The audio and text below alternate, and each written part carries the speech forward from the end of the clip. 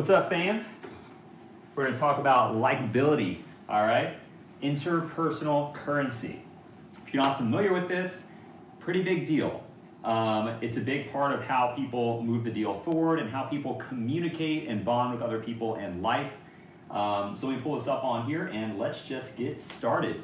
Let me know where you're watching from, by the way. If you're watching on YouTube, subscribe to the channel. If you're watching this on Facebook, even if you're watching on YouTube, drop a comment. Let me know where you're watching from. Give us a thumbs up, heart the video. Helps us expand the reach to get this message out to more people. I like to talk on topics that typically aren't talked about and definitely aren't talked about in substance. So interpersonal currency is going to be the ability to be able to be relatable to somebody and for somebody to like you. So we're going to dive into that topic today. So likability is a big thing, and you'll notice this with, this is why influencers exist, right? People really like influencers, and it seems like they have a lot of power, if you will, in the world, a lot of influence, right? A great example of this is like, I don't know if you guys remember when Taylor Swift spoke out. Can't remember what year this was. I think it was 2008, maybe. But she spoke out and asked all of her fans to go and vote. The power of interpersonal currency skyrocketed the amount of votes. This was actually, not 2008, this was 2012, I believe, because it was with I believe this is when Trump was up for office for the first time. So when she did that, there were huge spikes, right? Just from her making one simple suggestion, right? That's the power of influence and likability. Influence came from the likability, okay?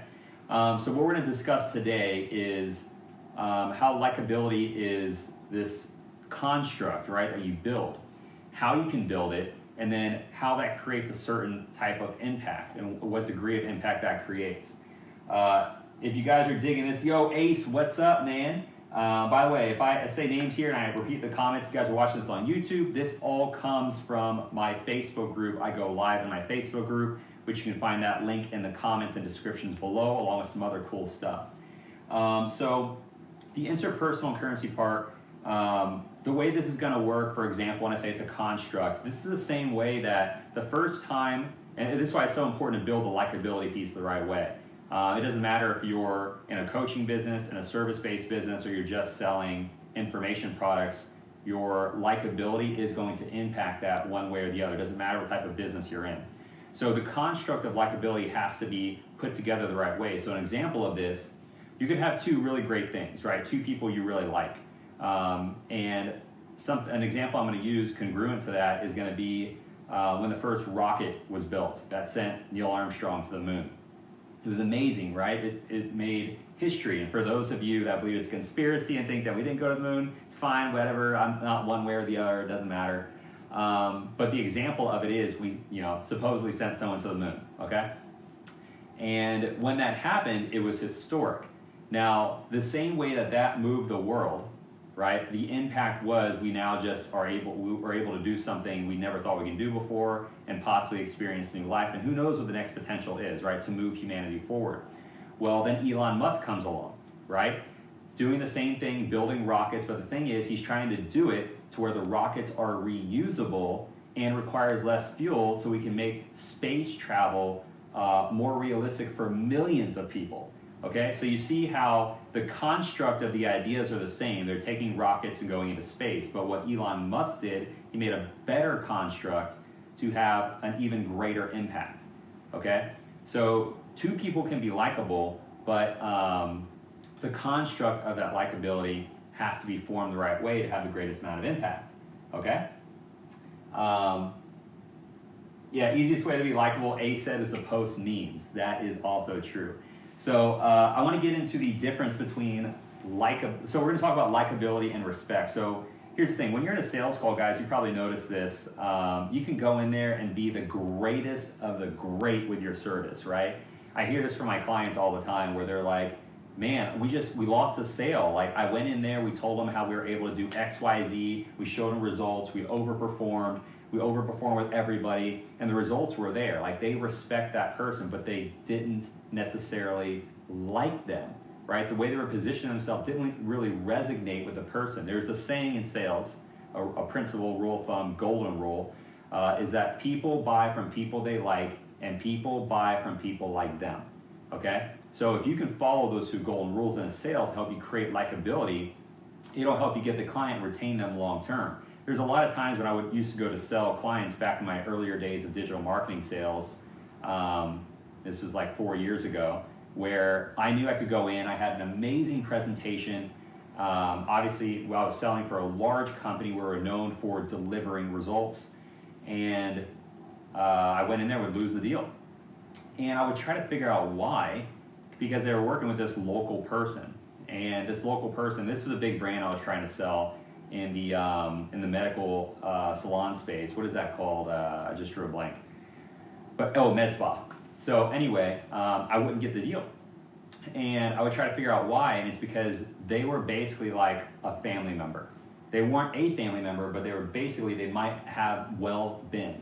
So I couldn't win the deal. They liked that person more than me. The results I could deliver didn't matter, right? So that comes from understanding that like respect and delivery isn't always everything, okay? That person needs to like you. That's gonna help you be able to get to the next step with the right people, or to be able to close the deal with the right person. So that's what's really important to understand with that. And when it comes to like getting people to like you in the sale, guys, or in life in general, right? You gotta understand that you can't just go in there and agree with people all the time. You can't just go in and say that something makes sense, or you agree with their point of view or their decisions or their actions or whatever, just because you want them to be able to like you, okay?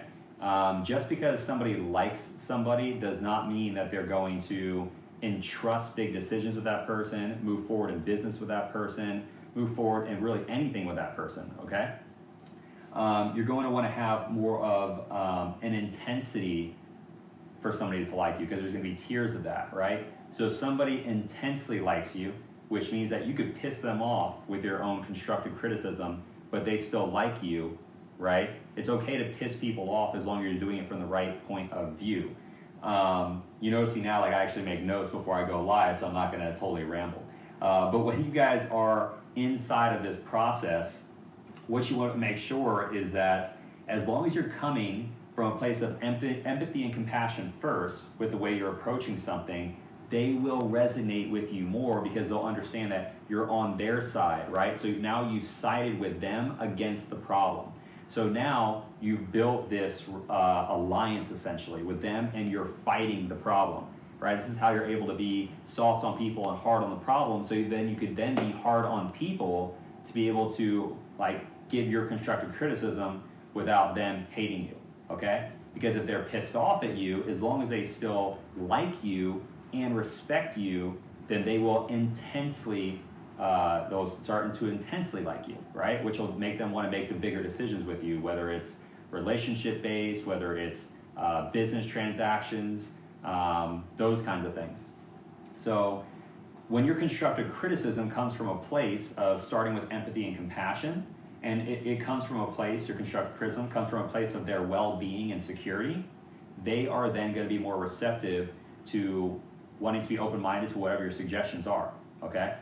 It's always important to ask to give your constructive criticism, by the way. So don't be afraid to piss people off, like, or if you're gonna make a Facebook post or something else, like, if it's your point of view, guys, nobody built a big public, nobody became a big public figure or built a large audience off of just voicing an opinion that's supposed to appeal to everybody. Some people are just hated by other people, right? There's some people that have built cult-like followings, like look at Marilyn Manson, right? You could like them or not like them, but at the end of the day, they had people that loved them and would run through fire for them, right? On another end of the spectrum, Tony Robbins, right? Some people may not like him because of some things he said in interviews. Well, guess what? Like, he's not trying to win over every single person, but he knows what to say in interviews to make sure that he could smooth things out. Same thing with Kevin Hart was a great example of, if you guys haven't watched his documentary, this explains a lot into it too, but whenever he first made his initial stand-ups years ago, and he said something poorly about the gay community, and it didn't go over well. And then his response years later was defending himself and not defending the principle of what happened and like owning up to that. Then he lost a lot of that, and a lot of people came down on him, right? So it's understanding how you can put out the right message to be able to push up against people's beliefs, but at the same time, you're not crossing the line, remaining likable. This is going to help you push forward in business and in anything else. So another example of this in life. By the way, if you guys have any comments or anything, let me know. Kevin Hart definitely is a G. Lewis. So an example of this in life, guys, is like not just in a sale, but I want you to know like everything we learn about, whether that you learn from me, whether it be in this Facebook group, on my YouTube channel, my private mentorships, whatever that looks like, you got to understand everything we teach here comes from a place of just living, right? Life has been my best teacher, and it's been my hardest teacher.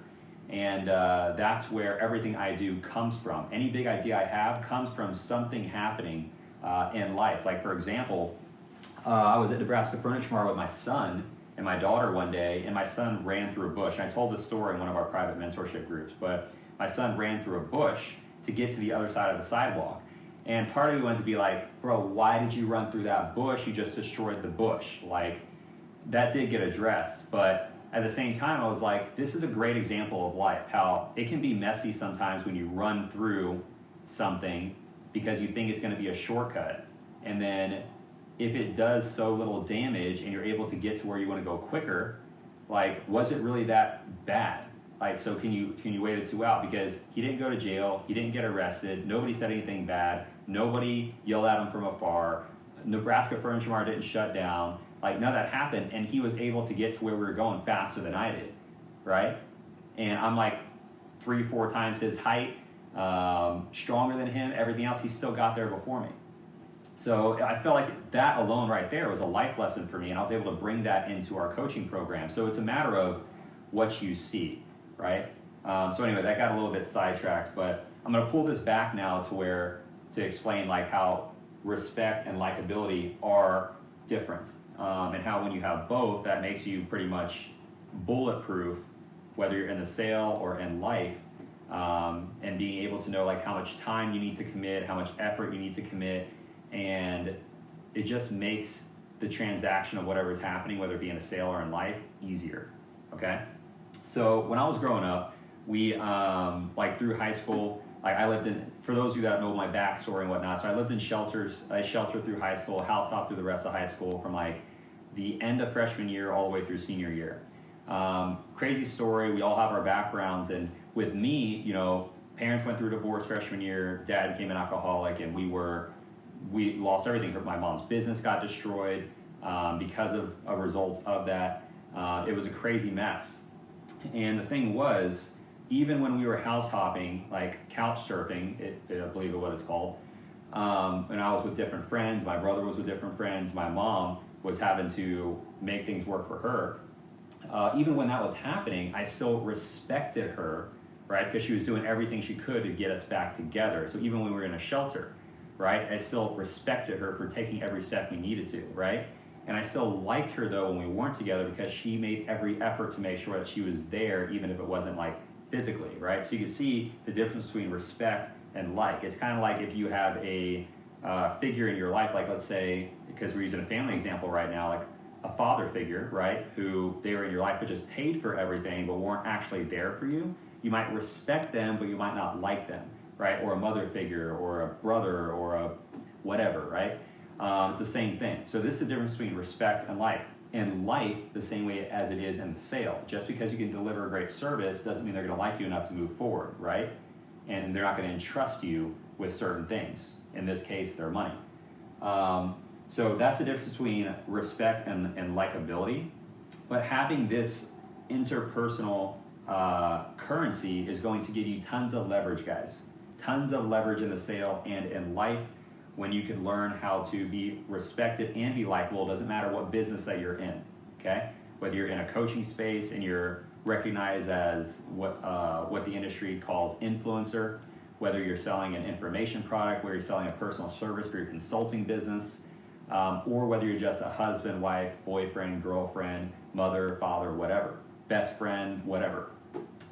This stuff is insanely important to recognize and to watch for, and to understand the construct that you're building for your likability has all those things in place. Make sure you're pushing people's beliefs and not their boundaries, okay? So this way you could have that constructive talk, whether it be in sales or in life. This way you can address, as long as you you are there for them, empathy and compassion, as long as you're leading with that and you're there for the right reasons, then as long as you're giving constructive criticism, which asks permission first, you're able to move in from a place of well-being and security, right? So all of your constructive criticism comes in from a place of that. It's a mouthful. You guys got any comments and whatnot, drop them below. Would love to check them out and answer them. Yeah, guys, so anyway, as you continue to build your business, understand that it's always going to cost you less to make a sale. You will make more money that way, whether you're leading with a sale through your ads or you're going in and just asking for the sale on a sales call. Branding will always be the highest cost per acquisition, but in the terms of long-term trust, creating a platform is going to impact a large amount of people. That's why I love doing stuff on YouTube. We do a lot with Facebook group. We do a lot on Instagram, LinkedIn. It's because I know even if it's free information that people are consuming, like maybe you watching this video, it's going to help impact your life in some way. And that's my mission, to make sure that we could, first of all, our company, the sales agency, is going to be known as the #1 company for sales training teams, and recruiting sales reps into agencies. But outside of that, we're going to be known as the go-to for this type of information, right? In sales and in life, communication. So that's why we do this. We know we can impact a lot of lives. We get people all the time from all over the world that, whether it's commenting down below on YouTube videos or just sending me emails and messages, that tell me about the experience from what they had happen to them due to a free video or due to free information.